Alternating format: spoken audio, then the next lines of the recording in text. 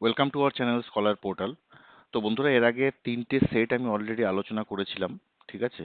তো আজকে আমি সেট 4-এর কিছু প্রশ্ন নিয়ে আলোচনা করছি। তো চলো আমরা শুরু করি আমাদের সেট 4-এর প্রশ্নগুলো নিয়ে। দেখো, প্রথম প্রশ্নটা আমরা এটা সবাই জানি, অনেকবার করেছি, সেটা হচ্ছে কোন উষ্ণতার পার্ট সেলসিয়াস ও ফারেনহাইট স্কেলে সমান? তো এটা হবে হচ্ছে -40°C বা 40° -40°F। কারণ তোমরা এই যে ফর্মুলাটা যেটা আছে C/5 is equal to যে F-32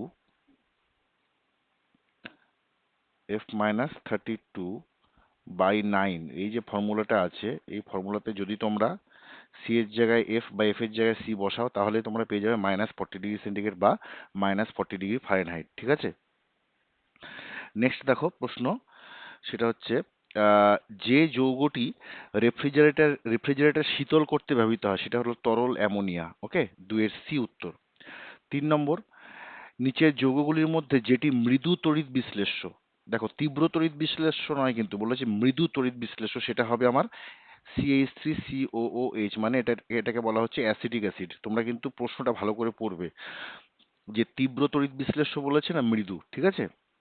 4 নম্বর, দুটি সমতল দর্পণ পরস্পরমুখী সমান্তরালভাবে রেখে তাদের মধ্যবর্তী স্থানে একটা বস্তু রাখা হয়েছে। তো দুটো দর্পণকে মনে করো, এ একটা দর্পণ আছে, এ একটা দর্পণ, ঠিক আছে? এই মনে করো দর্পণ। তো দেখা দেখা এবার এই এই দর্পণের মাঝখানে যদি একটা বস্তু রাখি, তাহলে বস্তুর কিন্তু প্রতিবিম্ব এখানেও তৈরি হবে, এখানেও তৈরি হবে, ঠিক আছে? এবং সেই ক্ষেত্রে কিন্তু অসংখ্য প্রতিবিম্ব তৈরি হবে, ঠিক আছে? নেক্সট 5 নম্বর প্রশ্ন দেখো, কঠিন টেট্রাক্লোরাইড অণুতে সমযোজী বন্ধন কটা আছে? তো সমযোজী বন্ধন আছে এই ক্ষেত্রে তোমার 4টে, ঠিক আছে? 6 নম্বর প্রশ্ন, একটা বস্তুকে ইউ প্রাথমিক বেগে ঊর্ধ্বে উৎক্ষেপণ করা হলো উপরের দিকে, ইহা সর্বোচ্চ এইচ উচ্চতা আরোহণ করে, ঠিক আছে? বায়ুর বাধা উপেক্ষণীয় হলে এইচ এর মান কত? তো আমি, দেখো আমার চ্যানেলের ভিডিওতে ফিজিক্সের ইম্পর্টেন্ট ফর্মুলা দিয়ে একটা ভিডিও করেছিলাম, যেগুলো পরীক্ষার আগে তোমাদের দেখে গেলে ভালো হয়। তো ওইখানে দেখো এই ফর্মুলাটা কিন্তু আছে, যে v²= u² + 2fs। এখানে বস্তুকে যখনই তুমি প্রাথমিক বেগটা, তার মানে কি প্রাথমিক যে প্রাথমিক বেগে তুমি ওটাকে ছাড়ছো, যখন সর্বোচ্চ উচ্চতায় পৌঁছাবে তখন কিন্তু ভিটা 0 হয়ে যাবে। সেই জন্য দেখো 0 = u² - 2gh আছে, তাহলে এইচ এর মানটা হবে u²/2g, ঠিক আছে? অপশন বি, 6-এর বি। এই ধরনের অঙ্ক কিন্তু আসতেই পারে, তোমরা কিন্তু জাস্ট দেখে যাবে। আচ্ছা, 7 নম্বর প্রশ্ন দেখো, তড়িৎচালক বল বলতে কি বোঝো? তড়িৎচালক বল বেসিক্যালি হচ্ছে তোমার প্রতি একক আধানের শক্তি, প্রত্যেক একক আধানের শক্তিটা হচ্ছে তড়িৎচালক বল, ঠিক আছে? নেক্সট, একটা ইলেকট্রন আধানের পরিমাণ কত? একটা ইলেকট্রন আধানের পরিমাণ আমরা জানি 1.6 × 10⁻⁻19 কুলম্ব। এটা একদম মুখস্থই করে নেবে, ঠিক আছে? 9 নম্বর প্রশ্ন, তড়িৎ পরিবাহী কার্বনের অনিয়তাকার রূপভেদ কোনটি? তড়িৎ পরিবাহী কার্বনের অনিয়তাকার রূপভেদ, দেখো অনিয়তাকার রূপভেদ হচ্ছে তোমার গ্যাস কার্বন, 9-এর এ। 10 নম্বরের প্রশ্ন, নিচের কোনটি তড়িৎ বিশ্লেষ্য পদার্থ নয়? এখানে প্রশ্ন কিন্তু খুব ভালোভাবে পড়বে, প্রশ্নের মধ্যেই তোমাকে হয়তো এমন তোমার কিছু কনফিউশন যাতে সৃষ্টি না হয়, সেই জন্য প্রশ্নটা খুব ভালোভাবে পড়বে, যে তড়িৎ বিশ্লেষ্য পদার্থ না তড়িৎ বিশ্লেষ্য পদার্থ নয়। এই ক্ষেত্রে বলেছে তড়িৎ বিশ্লেষ্য পদার্থ নয় যেটা, তো নয় কি হবে? দেখো এখানে যতগুলো আছে, sodium hydroxide, sodium chloride, sulphuric acid, এগুলো সবই কিন্তু তড়িৎ বিশ্লেষণে আমাদের অংশগ্রহণ করে। ডিটা হচ্ছে গ্লিসারিন, গ্লিসারিন হচ্ছে তড়িৎ বিশ্লেষ্য পদার্থ নয়, ঠিক আছে? নেক্সট প্রশ্ন 11 নম্বর, স্মেলিং সল্ট কাকে বলে? স্মেলিং সল্ট হলো NH4 2CO3। ওকে, NH4 2CO3 মানে হলো অ্যামোনিয়াম কার্বনেট। নেক্সট হচ্ছে তোমার 12 নম্বরের প্রশ্নটা, যে কোনো বস্তুর উপর তামার তড়িৎ লেপনের তড়িৎ কোষে অ্যানোড হিসাবে কি ব্যবহৃত হয়? তো এই ক্ষেত্রে অ্যানোড হিসেবে ব্যবহৃত হবে বিশুদ্ধ তামা। তোমরা কিন্তু এই চার্টটা তোমাদের বইয়ে থাকবে, তোমরা দেখে নেবে যে তড়িৎ লেপনের বিভিন্ন যে তড়িৎ তড়িৎ বিশ্লেষণ হচ্ছে, সেখানে ক্যাথোডে কি থাকছে, অ্যানোডে কি ইউজ করা হচ্ছে, সেগুলো কিন্তু চার্টটা দেখে নেবে। ওকে, নেক্সট 13 নম্বর প্রশ্ন, 0°C উষ্ণতায় বরফখণ্ডে ছোট গর্ত করে 10°C উষ্ণতায় জলে যদি পূর্ণ করি, তাহলে ওই জলের উষ্ণতা কত হবে? এটা একটা কনসেপচুয়াল প্রশ্ন, ওই জলের উষ্ণতা হবে 0°C। এটা কিন্তু ইম্পর্টেন্ট প্রশ্ন, ঠিক আছে? এই ক্ষেত্রে কিন্তু জলের উষ্ণতা হবে 0°C।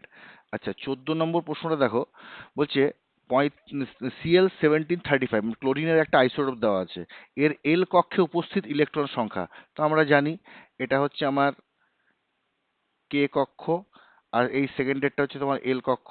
প্রথম কক্ষে দুটো থাকে, পরের কক্ষে কটা ইলেকট্রন থাকে না 8টা, তাই তো? এই 8টা ইলেকট্রন থাকে, তাহলে 8 আর 2 10। আর তারপরে বাইরের কক্ষে দেখো এম কক্ষপথে, এম কক্ষপথে কয়টা থাকে তোমার এখানে, এম কক্ষপথে কিন্তু এখানে 8 আর 2 10 7টা আছে, ঠিক আছে?